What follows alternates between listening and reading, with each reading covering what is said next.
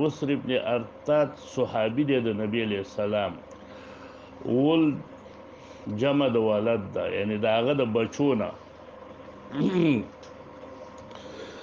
دې کې بعضې تو کل ما فيه بلا حجتین، بلا حجتین پکې بعضې کسانو تکلم کړی دی. و حق دا ده چې دا ثقه دی ابوالولید احمد بن بکار دمشقي. قال حدثنا الولید، ولید دا ولید چې دی نو دا کثیر التدلیس ولید ابن مسلم، کثیر التدلیس خو ثقه دی او د دنه روایت امام احمد حنبلم کړی دی. علی ابن المدینی شیخ دی، هغه هم تی روایتونه نقل کړي دي. عن الاوزاعی، امام اوزاعی خو مشهور فقih ثقه متفق علی جلالته، کنیه د ابو عمر، نوم دی عبدالرحمن ابن عمر،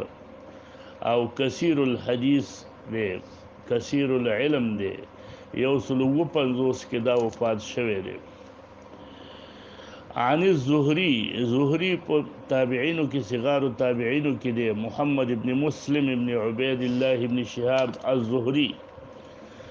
دا خو متفق علی جلالته، من رؤوس الطبقة الرابعة. عن سعید ابن المسیب، سعید بن المسیب ابن حسن، دا د نبی نرسته، نبی سنی هجری نرسته وفات شوی دی او متفق علی جلالته، کبار التابعینو کې دی، اتفاقا ثقه راوی دی. سعید ابن المسیب، مسیب پلارو، مسیب هم ویل کېږي، مسیب هم ویل کېږي، د پلار صحابي دی. د سعید ابن مسیب و ابي سلمه، د ابو سلمه ابن عبدالرحمن ابن عوف، د عبدالرحمن ابن عوف زوی دی. څلور نوي کې دا وفات شوی دی، ثقه دی اتفاقا. عن ابي هريره عن النبي صلى الله عليه وسلم قال اذا استيقظ احدكم من الليل فلا يدخل يده، چې د شپې یو سړی را پاسېده نو بیا دې لا یدخل فی الاناء حتی یفرغ علیها یصب علیها، په دې لاس باندې مرتين او ثلاثا. دلته په شک سره دی، په روایت د مسلم کې شک به نشته، هلته داسې دی حتی یغسلها ثلاثا فإنه لا يدري أين باتت يده. دا روایت امام ترمذی رحمه الله وی هذا حدیث حسن صحیح. دا روایت امام بخاری مسلم ټول نقل کړي، متفق علیه روایت دی. خود بخاری مسلم پر روایت کی ورسره من اللیل لفظ نشتا. امام ترمذی رحمه الله باب چې قائم کړی دی نو د باب مطلق قائم کړی دی، اذا استيقظ احدكم من منامه، نو باب قائم کړی دی په حدیث د شیخینو باندې چې هغه مطلق دی. هغه کې داسې دی چې اذا استيقظ احدكم من نومه فلا يدخل يده، نو هغه کې فرق نشته چې هغه خوب د شپې دی او کو خوب د ورځې دی. خو که د هر وخت خوب نه راپاڅېده نو د هغه دپاره حکم دا دی چې لا يدخل يده. البته د دې روایت نه چې کوم امام ترمذی رحمه الله نقل کړی دی، د دې روایت نه داسې معلومیږي چې کوم سړی د شپې د خوبه راپاڅېږي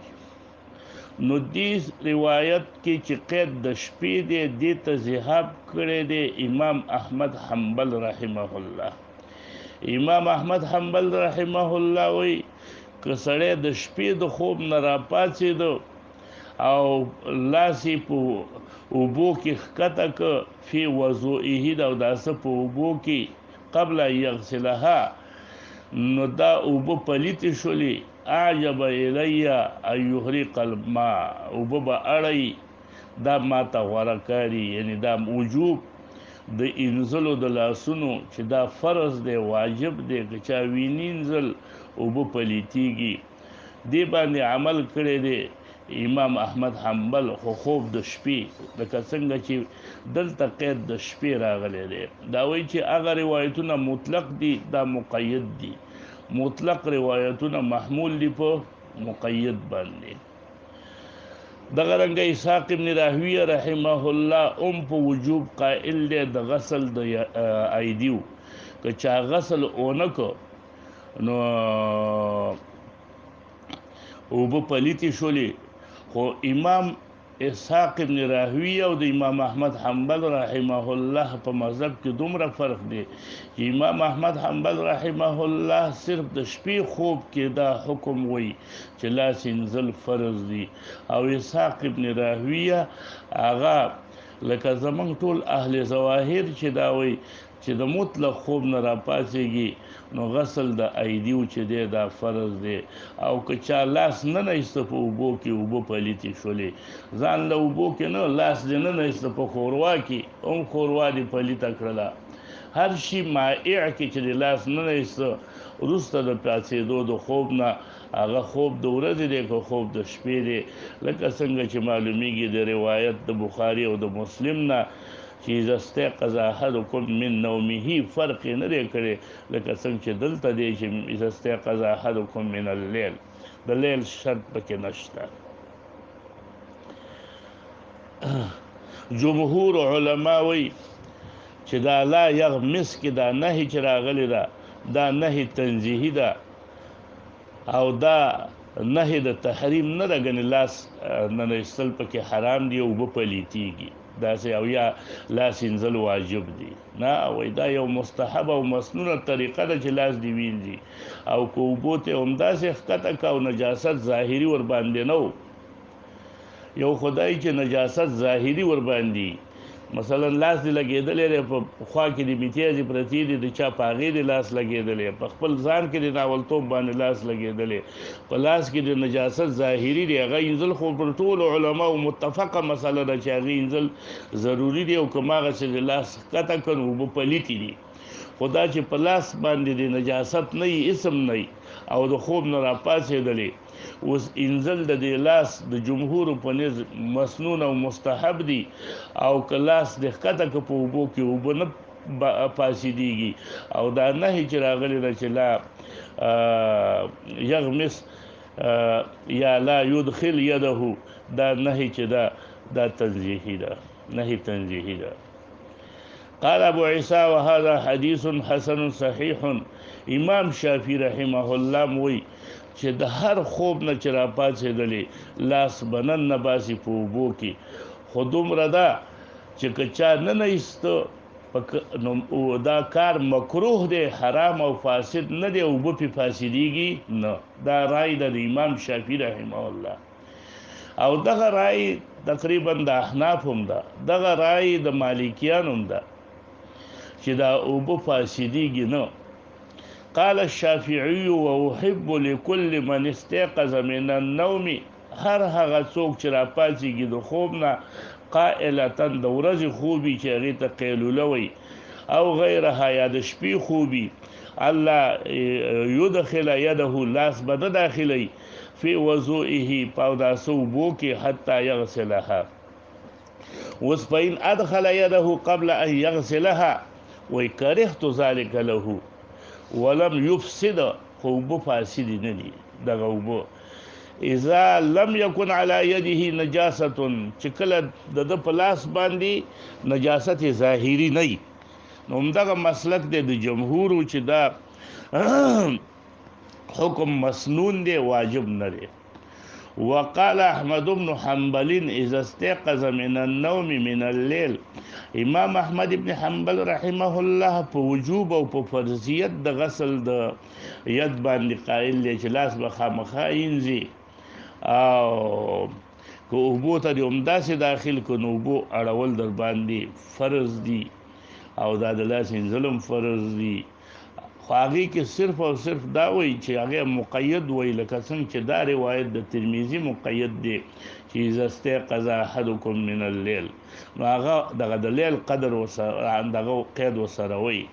قال احمد بن حنبل اذا استيقظ من النوم من الليل، لکه دې روایت کې چې راغلی فادخل يده في وضوئه قبل ان يغسلها ويفعجب الي، دا زما محبوبه ده چې دا اوبه دې واړوي او دا اوبه فاسدې دي. دغه مذهب دی د اسحاق بن راهویه اذا استيقظ من النوم بالليل او بالنهار، خو هغه پکې د لیل قید نه لګي، مطلق وي فلا يدخل يده في وضوئه حتى يغسلها. باب ما جاء في التسمية عند الوضوء. تسمیه عند الوضوء حکم سره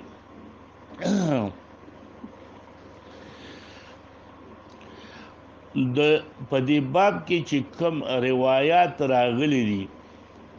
د دغه روایاتونه وجوب معلومیږي، فرضیت معلومیږي د تسمیه في اول الوضوء. ګوره حدثنا نصر بن علي الجهزمي، نصر ابن علي الجهزمي په باره کې مونږ ویلي چې دا د اصحابو ستو امهاتو ستو ټول شیخ دی او اتفاقا ثقه دی. د سره بشر ابن معاذ العقدي، دا بشر ابن معاذ العقدي مشهور عابد دی، ثقه دی اتفاقا. قال حدثنا بشر بن المفضل، بشر ابن مفضل چې دی دام ثقه دی اتفاقا. عن عبد الرحمن ابن حرمله، عبد الرحمن ابن حرمله کې کلام شته دی، بعض علماء د دې تضعیف کړی دی. دغه رنګه ابو سفال المری کې کلام دی، امام بخاری رحمه الله وی په حدیثه نظر، د په حدیث کې نظر دی، اعتراض دی. عن رباح ابن عبد الرحمن، رباح ابن عبد الرحمن په بارک ابن حجر لیکلی دی په تلخیص الحبیر کې چې مجهول، خو نور علماء دیتا مقبول ویلی دی. رباح ابن عبد الرحمن ابن ابي سفيان ابن حويتب